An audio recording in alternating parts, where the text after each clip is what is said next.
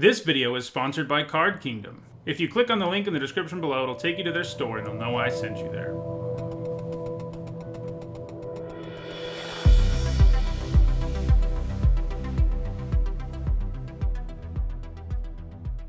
Hello everyone, I'm Nissa, and today I'm continuing with Zendikar Rising Limited Review Week. So far I've given you my thoughts on all the cards in this set, apart from the multicolored and colorless ones, so that's what we're doing today. Even after today, more limited content will be coming out, including a top 10 on the biggest bombs and an archetype guide, and draft videos in the not too distant future. A few caveats before we get started. This review is only for the limited format, that means draft and sealed. I'm not commenting at all on other formats.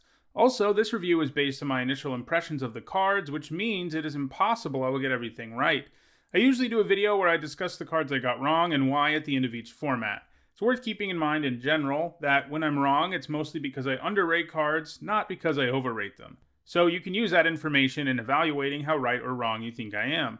Finally, I use a letter grade system to sum up my thoughts on each card. If you're unsure what those letter grades mean, there is an explanation in the description. Okay, let's get started. First up, it's a Kiri, Fearless Voyager, which for one generic, a red, and a white is a 3/3 core warrior at rare, it's legendary, and whenever you attack a player with one or more equipped creatures, you draw a card, and you can pay 1 white mana and unattach an equipment from a creature you control. If you do, tap that creature and it gains indestructible until end of turn. This is a 3-mana 3/3 with a bunch of equipment upside, and this happens to be a format with actual playable equipment all over the place. One of the great things about it too is you really only need one piece of equipment for this to start doing amazing things. You don't need like a bunch in play.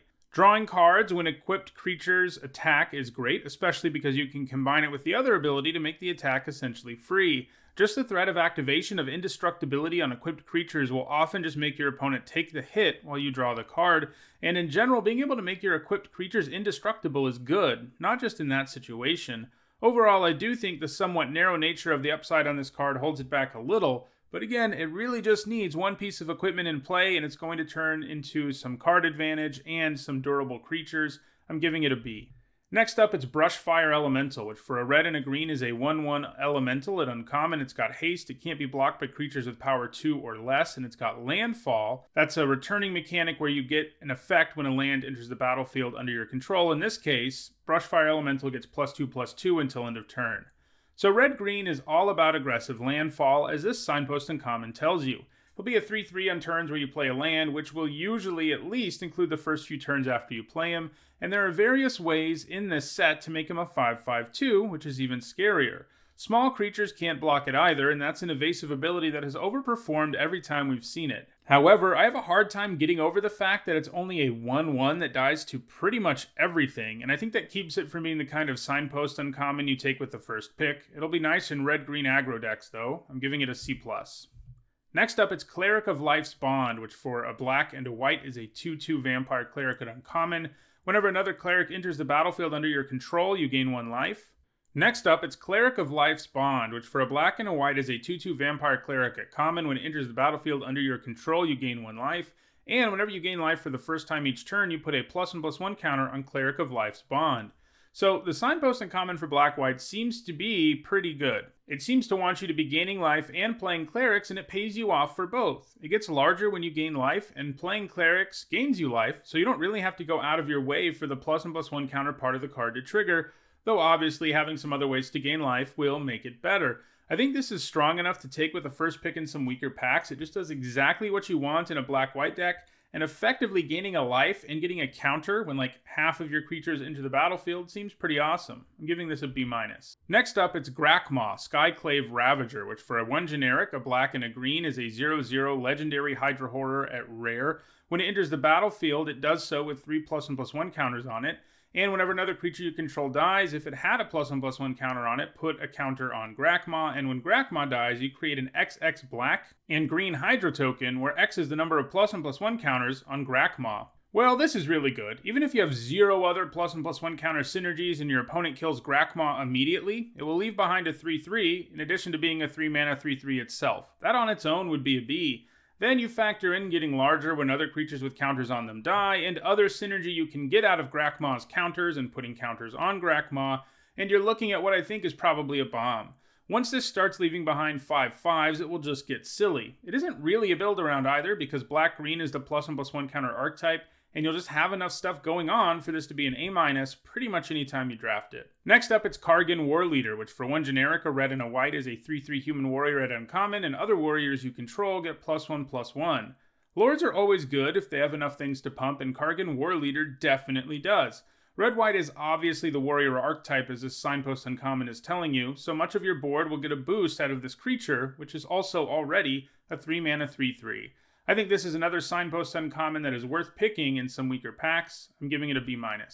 Next up, it's Kaza Royal Chaser, which for a blue and a red is a 1/2 legendary human wizard at rare. It has flying and haste, and you can tap it to make the next instant or sorcery spell you cast this turn cost X less to cast, where X is the number of wizards you control as this ability resolves. So obviously enough, blue-red is about wizards and spells, and this does a good job of communicating that. It has kind of okay stats, given its mana cost. Attacking or using the ability right away is nice. Its ability to reduce spells will sometimes just feel like you have Vidalian Arcanist in play, and that won't be the best feeling, but it has tons of upside that won't be that hard to take advantage of. If you're in blue-red, you're going to have enough wizards that this represents some very real mana. I think you can take it with the first pick sometimes. I'm giving it a B-.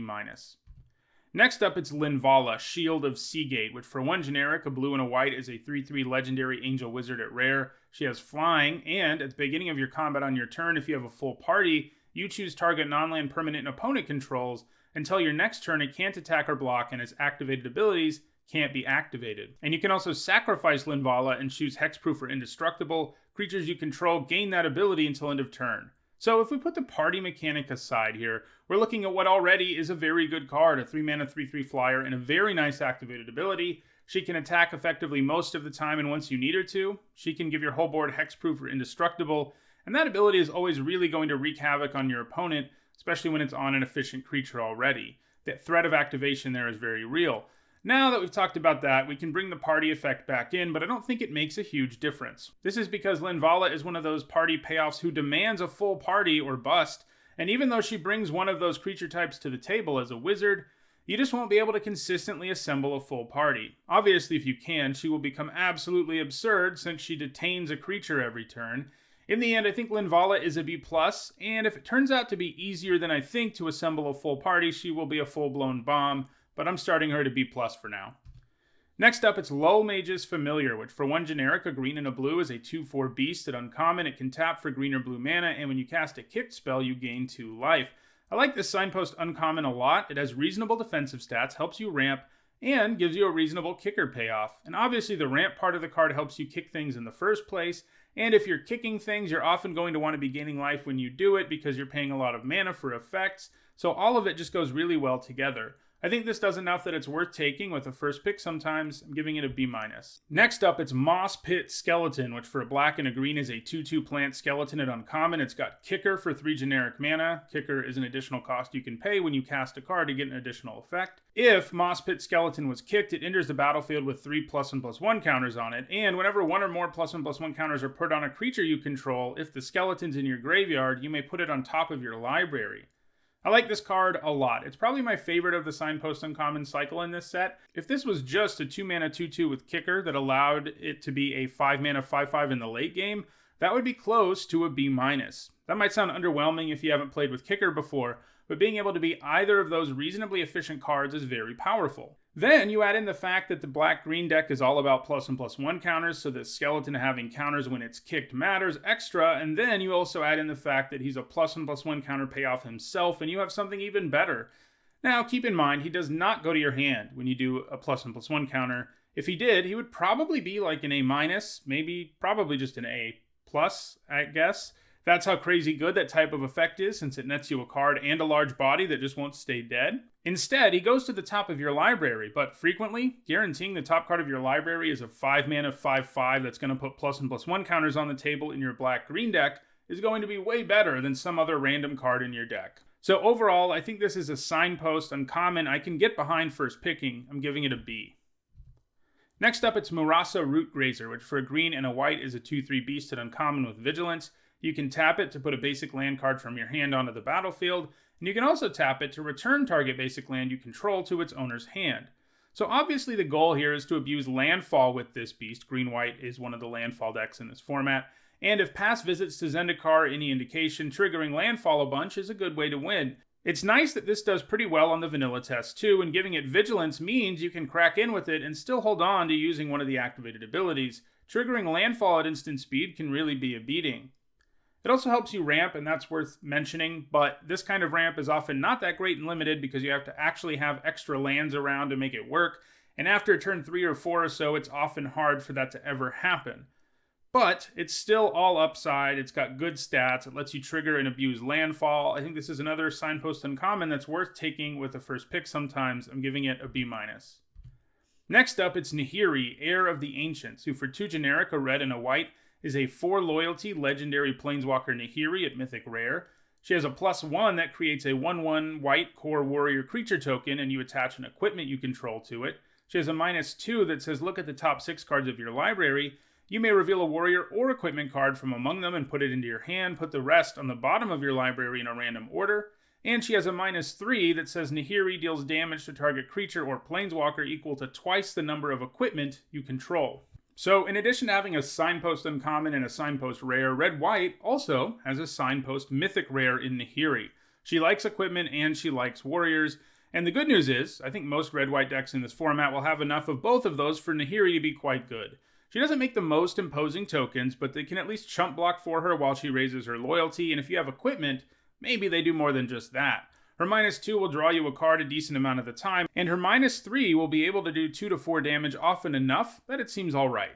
She is reliant on equipment to be at her best. 1 equipment being in play isn't always going to be enough to take advantage of her, certainly not her -3. But 1 equipment is enough to make core warrior creature tokens that are pretty scary. And this set does have a considerable amount of playable equipment. We'll see some in this video, we saw some during the week. But I'm still concerned that it won't be that easy to have enough equipment and limited for her to truly shine. She comes with a removal ability, a way to draw cards, and a way to protect herself, and those things often make a planeswalker a bomb in limited, but because 2 of those abilities are so dependent on equipment, I hold back a little bit on saying she's a straight up bomb. She's still a great card, I'm giving her a B+, and she's the kind of card that will move into bomb range if making an equipment deck is even easier than I'm anticipating. Next up, it's Nissa of Shadowed Boughs. For 2 generic, a black and a green, she's a 4 loyalty legendary planeswalker Nissa at Mythic Rare. She has a landfall ability, and you get to add a loyalty counter to her when a land enters the battlefield on your side of the table. She has a +1 that lets you untap a land, and it becomes a 3/3 elemental creature token with haste and menace until end of turn if you want it to, and it's still a land. And she has a -5 that says you may put a creature card with converted mana cost less than or equal to the number of lands you control onto the battlefield from your hand or graveyard with 2 +1/+1 counters on it. This Nissa seems pretty powerful. Note that her animated lands don't stick around to protect her, like on some Nissas. The lands she animates are mostly just aggressive ones, creatures with menace that are only creatures on your turn. One cool thing about her is her static landfall ability. You can potentially get her up to 5 loyalty the turn you play her by playing a land afterward, and sometimes just paying 4 mana to reanimate something and make it bigger, or put it into play from your hand and make it bigger will be worthwhile. I do think she falls short of being a bomb. The 2 things I just outlined her doing, which are attacking the opponent with lands or reanimating things, are nice, but not normally game-breaking if she doesn't stick around. It is hard for a planeswalker to be a bomb if it doesn't protect itself and or it doesn't have a removal effect. In an ideal world, you +1 her on the first turn, then play a land, then reanimate, and she still gets to stick around, and that's going to feel great, but because she does not protect herself on her own, you can't really count on that. All that said, I'm not down on Nissa, she's still a great card. You're going to first pick her virtually every time you see her. I'm giving her a B+. Next up, it's Omnath, Locus of Creation, who costs 1 red, 1 green, 1 white, and 1 blue mana for a 4/4 legendary elemental at Mythic Rare. When it enters the battlefield, you draw a card, and then he's got a doozy of a landfall ability. Whenever a land enters the battlefield under your control, you gain 4 life. If this is the first time this ability has resolved this turn, if it's the second time, you get to add Omnath's mana cost. And if it's the third time, Omnath deals 4 damage to each opponent and each planeswalker you don't control. Every time we see Omnath, he just keeps getting wackier. A 4 mana 4/4 that draws you a card is nice, but if that's all he was, I don't think you would play him because of his mana cost. The real value comes from his unique take on landfall that gets progressively stronger the more times you trigger it in a single turn. Obviously, to make that happen, you'll need ramp spells, and triggering landfall 3 times in a turn will be especially difficult, but even if you're only gaining 4 life for every land you play, that is a pretty good deal. Additionally, you'll probably be a base green deck with lots of ramp if you manage to play Omnath, so triggering landfall a couple times isn't completely far-fetched. I think he has a challenging mana cost, but the power here is real enough that you'll first pick him most of the time. Green does have a lot of ramp and fixing in this set, and green-white and red-green are the two landfall color pairs, so you could basically end up running decks that are those three colors anyway, and then splash blue using the fixing you have access to. And I don't think that's particularly far-fetched. I think the mana will be good enough to support that. But he does fall short of bomb status simply because of that difficult mana cost. I think if you get him in play, he's going to feel like a bomb in most cases between replacing himself and gaining you life and all of that nonsense. I'm giving him a B+. Next up, it's Aura, Skyclave Hierophant, which for 2 generic, a white and a black, is a 3/3 core cleric at rare. It's a legendary creature. It has lifelink, does not have flying. I sort of made the assumption it did because Sky was in its name, but make sure you know it does not have flying. And whenever Aura, Skyclave Hierophant, or another cleric you control dies, return target cleric card with lesser converted mana cost from your graveyard to the battlefield. So a 4-mana 3/3 with lifelink that's a cleric would probably be like a C- in this format. It gains you life, which clerics want to do, and it's a cleric. But the additional upside here is nice, even if you do have to be loading up your graveyard in the process to really take advantage of that. I don't think it's crazy to imagine trading with a 2 or 3 mana cleric and then dropping this though, which will be a nice little source of value. In other words, you can trade Aura for something and then get back one of those clerics. And obviously, putting them directly to the battlefield is quite powerful, but most of the time, I don't see this just completely taking over games because you have to end up with a critical mass of clerics of just the right converted mana cost, or it won't work out. Still, it does have a fairly high ceiling, and for now at least, I'm willing to take a risk on it with an early pick, giving it a B-. Next up, it's Phylath, World Sculptor, which for 4 generic, a green and a red, is a 5/5 legendary elemental at rare. When it enters the battlefield, you create a 0/1 green plant creature token for each basic land you control, and its landfall ability allows you to put 4 +1/+1 counters on target plant you control. Well, I think Avenger of Zendikar's little brother, or whatever we want to call it, is a bomb. I love that it adds to the board immediately no matter what, and yeah, sure, a bunch of 0/1s aren't always going to be impactful, but this thing is also a 6-mana 5/5, so making 5 or 6 0/1s is going to be a pretty good outcome for that investment. Now, the set does have a considerable number of non-basics, thanks to the modal lands spells, so sometimes he may only make 4 or 5 tokens, but that's okay. And those 0/1s won't stay that way for long, since Phylath can make one of them a heck of a lot bigger. In an ideal world, which I think this is true about a lot of landfall cards, you wait until you can play Phylath and a land in the same turn, so that one of the 0/1s can become a 4/5 right away. If left unchecked, he will continue to pump his plant friends, and by the way, keep in mind, it doesn't have to be the plant tokens. It could be like that skeleton we looked at, which is also a plant. But yeah, continuing to pump plants is great. I think Phylath is a bomb. It will pull you back to parity from behind, ahead if you're at parity, and seal the deal if you're already ahead. I'm giving it an A. Next up, it's Ravager's Mace, which for 1 generic, a black and a red, is an uncommon artifact equipment. When it enters the battlefield, you attach it to target creature you control. Equipped creature gets +1/+0 for each creature in your party and has menace, and it has an equip cost of 2 generic, a black, and a red. This gives a nice bonus for the cost when you first play it. It will usually, at least, be giving +1/+0 in menace, and giving more than that isn't far-fetched. 3 mana for that boost isn't terrible either. Now, having to pay 4 to equip it after that is a pretty big cost, but the free equip to start things off helps make up for that, as does the fact that it will frequently give a larger boost. On a stalled out board, this will be something really impressive in some cases, where it really pumps one of your creatures and can make any of your creatures into threats, and your opponent has to contribute 2 blockers they don't want to take damage. But it's kind of awkward still. It's equipment that can potentially make any creature into a threat, but there's also a chance it's not going to pump your creature at all, or it will give a very small pump, and, I think that variability holds it to a C+. Next up, it's Soaring Thought Thief, which for a blue and a black is a 1/3 human rogue at uncommon. It's got flash and flying, and as long as an opponent has 8 or more cards in their graveyard, rogues you control get +1/+0, and whenever one or more rogues you control attacks, each opponent mills 2 cards. This is another very powerful signpost uncommon. A 2-mana 1/3 with flash and flying is already playable, but the fact that it provides an ability that mills the opponent 2 cards as long as at least one rogue is attacking is great, especially because it eventually pumps the power of all of your rogues. I think this is another signpost uncommon worth taking a risk on in some weaker packs. I'm giving it a B-. Next up, it's Spoils of Adventure, which for 4 generic, a white and a blue, is an uncommon instant. It costs 1 less to cast for each creature in your party, and you gain 3 life and draw 3 cards. So 6 mana to draw 3 and gain 3 at instant speed would actually already be a playable card in control decks and limited.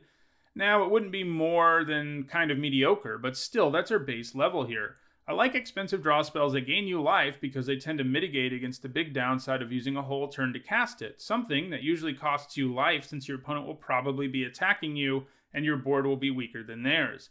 I really think once you have this down to 5 mana, you're in business, and anything less than that, it will get pretty silly. I'm often drawn to grindier strategies in Limited, and that fact makes me really want to start this at a B-, meaning it's something you would first pick sometimes, but I think it's probably more accurate to start it at a C+. Next up, it's Umara Mystic, which for 1 generic, a blue and a red, is a 1/3 Merfolk Wizard at uncommon. It's got flying, and whenever you cast an instant sorcery or wizard spell, it gets +2/+0 until end of turn. Another strong signpost in common. After all, it's a strictly better Wee Dragonauts, and that card has always been a nice one in Limited. Triggering off of spells and wizards is even better than you might think, because in the past, like with the Dragonauts, only triggering on instants and sorceries is already pretty good. Also, triggering off of creature spells that have the right type is great, and it isn't far-fetched to imagine your deck having 10+ ways to power up this thing, and sometimes multiple times a turn. This will attack as a 3/3 with regularity, and often threaten to be even bigger than that. This is another signpost that I feel confident about going after early. I'm giving it a B-. Next up, it's Verazol, the Split Current, which for X generic, a green and a blue, is a 0/0 legendary serpent at rare. It enters the battlefield with a +1/+1 counter on it for each mana spent to cast it, and whenever you cast a kicked spell, you can remove 2 +1/+1 counters from Verazol. If you do copy that spell, you may choose new targets for the copy. So the design here is kind of unintuitive. I think most X-costed creatures have power and toughness equal to the X you pay when you cast them, but not this one. If you only pay 3 mana total for this, it will be a 3/3, not a 1/1, so keep that in mind. You can still dump as much mana as you have into this, like most X-costed creatures, it will just be a lot more efficient. So yeah, this will always have power and toughness equal to what you pay for it, and that's nice. It's nice that it scales as the game goes on, and the bigger you make it, the more +1/+1 counters it has, and the more counters, the more kicker spells it can copy. This is basically a large and efficient creature that has incredible kicker upside. Copying those spells for 0 mana is no joke. Blue-green is of course the kickeriest color pair in the set too, so we'll be doing some work.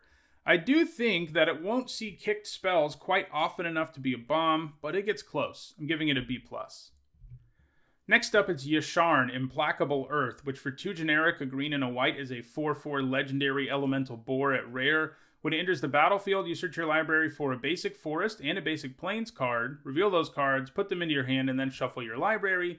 And players can't pay life or sacrifice non-land permanents to cast spells or activate abilities. This pig is pretty nice. It's a 4 mana 4/4 that draws you 2 cards, and that's hard not to like. Sure, those 2 cards are lands, but remember, this is Zendikar, and green-white is one of the combinations that is most focused on landfall. In other words, this helps make sure you hit land drops and will help you keep triggering landfall. The hate boar effect we have here is not going to come up much in Limited, but it is additional upside, even if it doesn't come up often. I think you first pick this most of the time when you see it. I'm giving it a B. Next up, it's Zagras, Thief of Heartbeats, who for 4 generic, a black and a red, is a 4/4 legendary vampire rogue at rare. It costs 1 less for each creature in your party. It has flying, death touch, and haste, and other creatures you control have death touch, and whenever a creature you control deals combat damage to a planeswalker, destroy that planeswalker. This is really, really, really good. Even if you couldn't reduce the cost at all, this would probably be a B. It gives you a whole lot, even for 6 mana. It can attack right away in the sky and also shakes up the rest of the board by giving it death touch. It is going to feel real bad to see your opponent slam this on the table because it will just change the game, and even if you untap and kill it, the damage will often already be done. Then you have to consider that casting this for 5 will probably be a common occurrence, and casting it for 4 isn't far-fetched either, and cheaper than that isn't entirely possible. The Planeswalker clause isn't going to come up a whole lot, but hey, killing planeswalkers easily is nice. I think this is just a bomb. It's efficient, it has an immediate impact on the board, and can win the game easily if left unchecked. I'm giving it an A.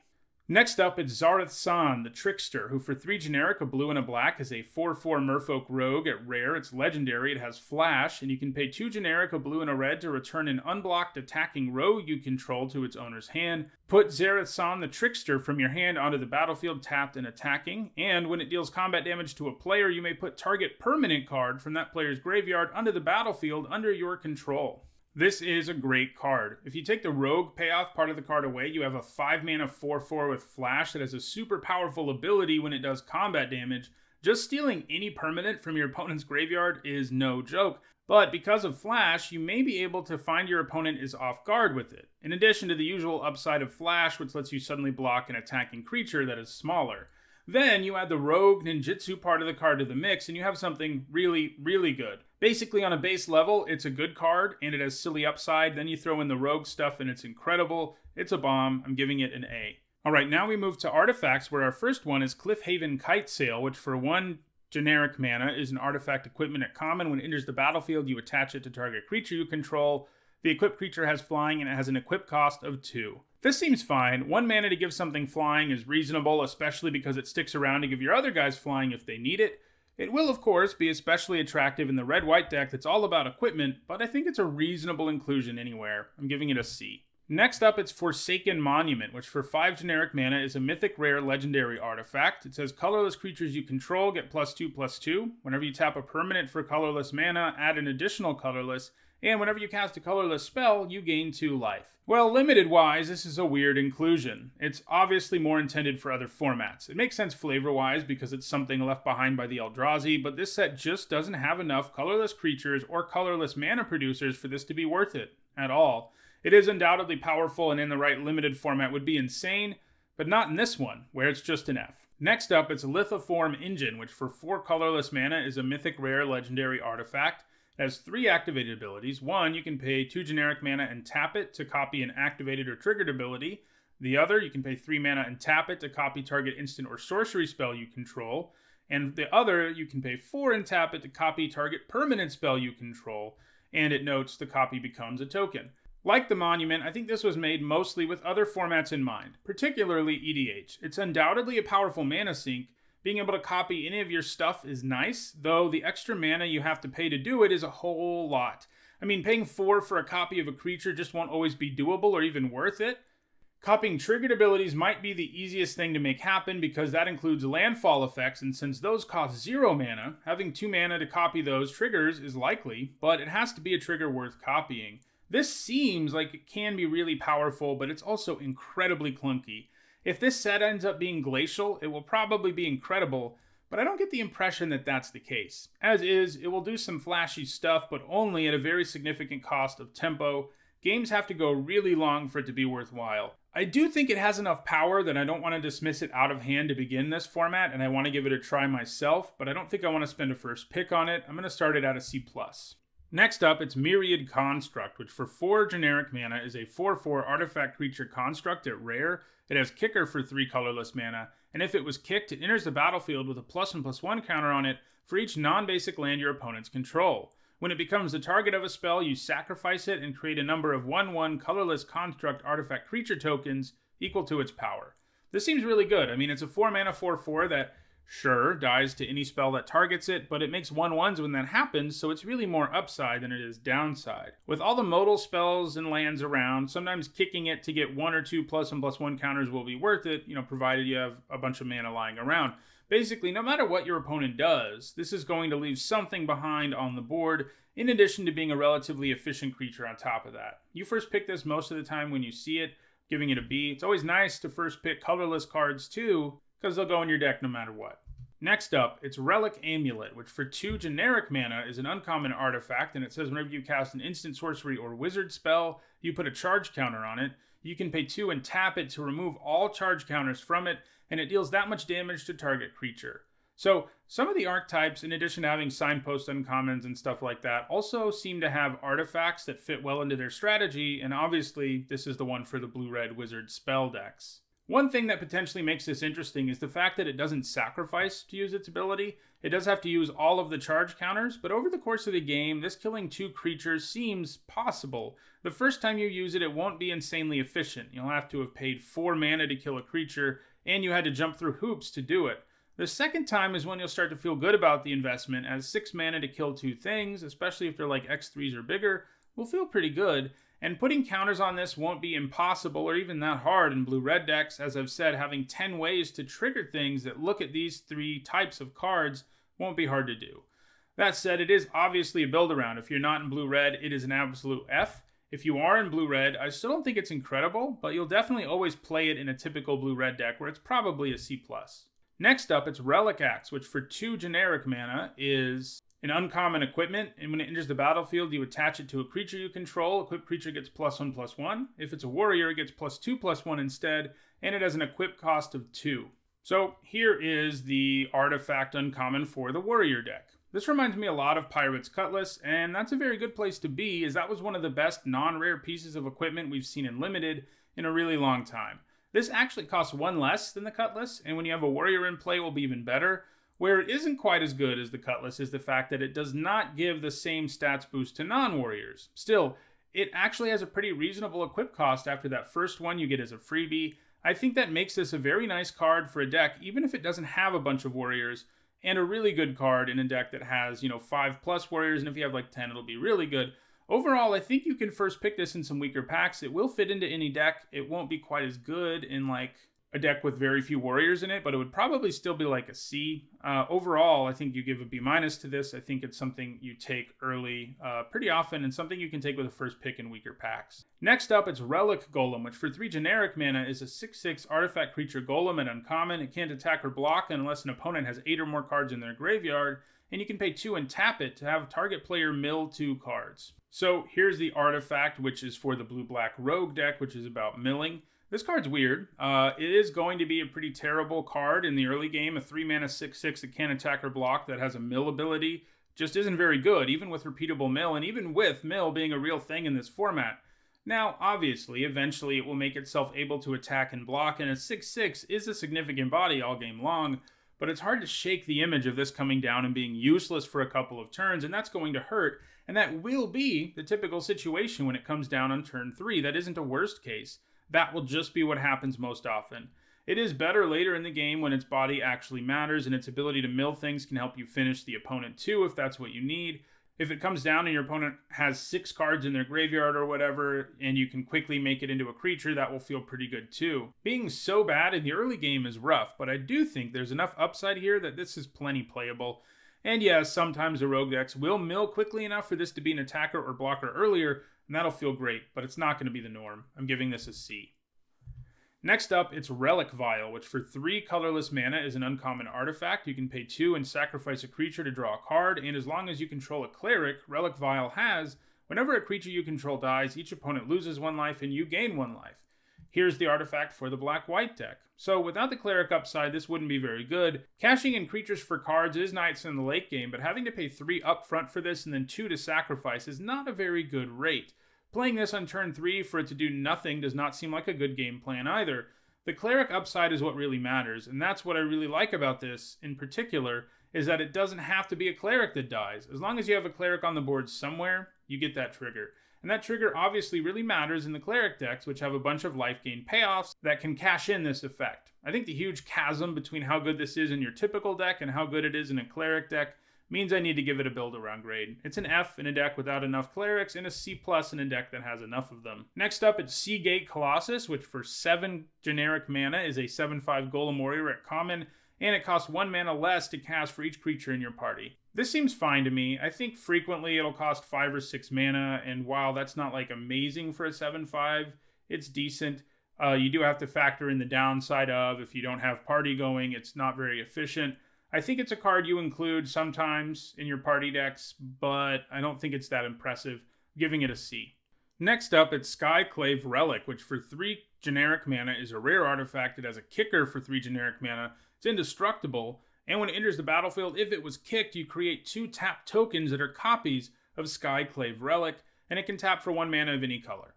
This one's not an uncommon, but it mostly feels like it's here for the blue-green kicker ramp deck.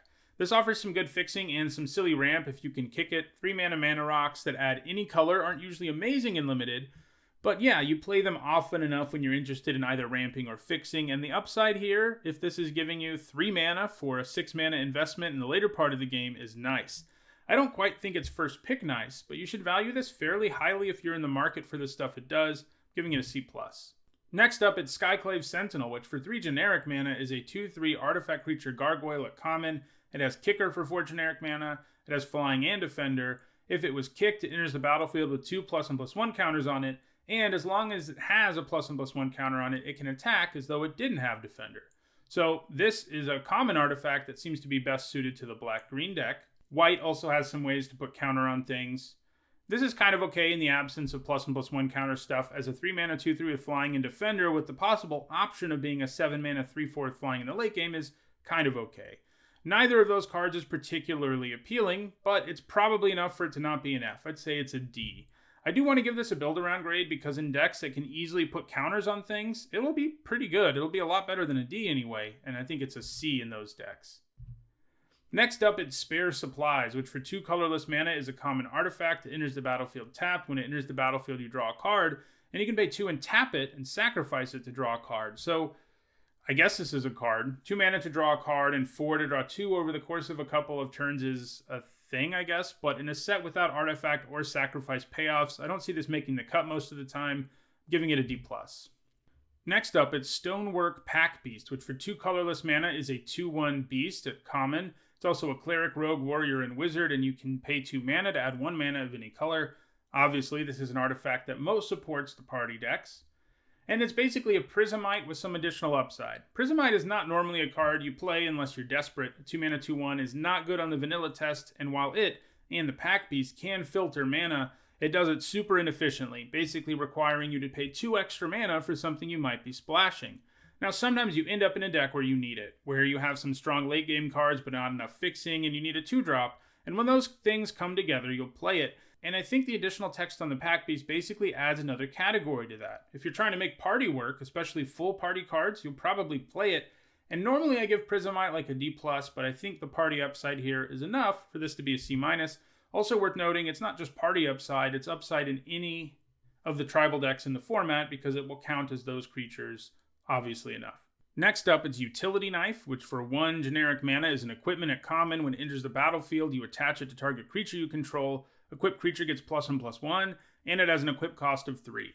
So Utility Knife is decent enough. When you first play it, it's actually a really good deal, as 1 mana for a permanent +1/+1 boost is nice, especially because even if your creature dies, you get to hold on to it. The equip cost in the later stage of the game is a bit rough, but the knife will often do enough to make your creatures better to make it a solid inclusion in most aggressive decks, especially the red-white deck, giving it a C.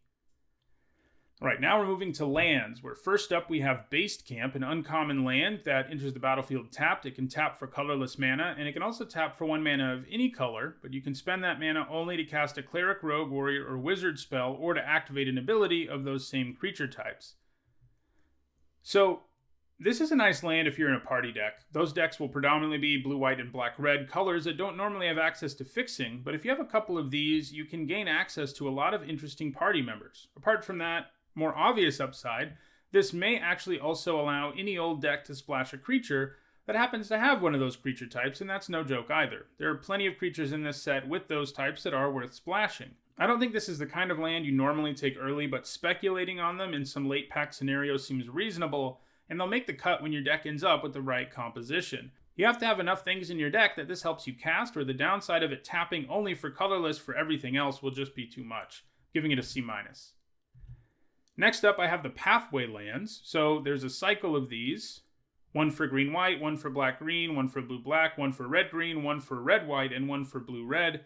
They're all double-faced modal cards that have 1 land on one side and another on the other. The example we have here is Branchloft Pathway, which is a land that can tap for green mana. It comes into play untapped, note. And the other side is Boulderloft Pathway, which can tap for white mana. Like most rare dual land cycles, these are pretty nice. They're good fixing. Now, I do think that for limited purposes, they're basically worse than most other rare dual lands we've seen. This is because those dual lands, even if some of them do come into play tapped, can always give you a choice between the 2 colors of mana. With these, you have to choose when you play them. But despite that, these still offer fixing and will be strict upgrades over basic lands in your deck. That's definitely worth something. Like most rare dual lands, I think you can take cards in this cycle over most average filler in the set, and that makes them a C+. Next up, it's Crawling Barrens, a rare land that can tap for colorless mana, and you can pay 4 to put 2 +1/+1 counters on it. Then you may have it become a 0/0 elemental creature until end of turn, and it's still a land. Don't sleep on this, it's really good. Creature lands always excel in limited, This is because they give you something to do with excess mana if you're flooding. In addition to that, they're also pretty nice simply because in the early game they serve one important function, giving you mana, and then in the late game they can actually be threats, and the Barons here can continually grow throughout the game. Giving it 2 counters and animating it for 4 mana isn't a great deal, but it's reasonable, and there will be plenty of games where this thing just gets massive and takes over for you late. Non-basic lands with abilities are just great, and this is a very nice one that you should take early. Also has a little bit of synergy in the black-green +1/+1 counter deck. I'm giving it a B. Alright, and this takes us to our last land and our last card in this set review, Throne of Makindi. It's a rare land. You can tap it for colorless mana. You can pay 1 generic mana and tap it to put a charge counter on it, and you can tap it and remove a counter to add 2 mana of any one color. Spend this mana only to cast kicked spells. So if you're playing several spells with Kicker, this is really good. It gives you a mana boost and even lets you splash some powerful Kicker spells. If you only have a few spells with Kicker, I'm not sure the hit to your mana base is worth it. You probably really need to be in the blue-green Kicker deck to want to go all in on this thing. I think it's a C.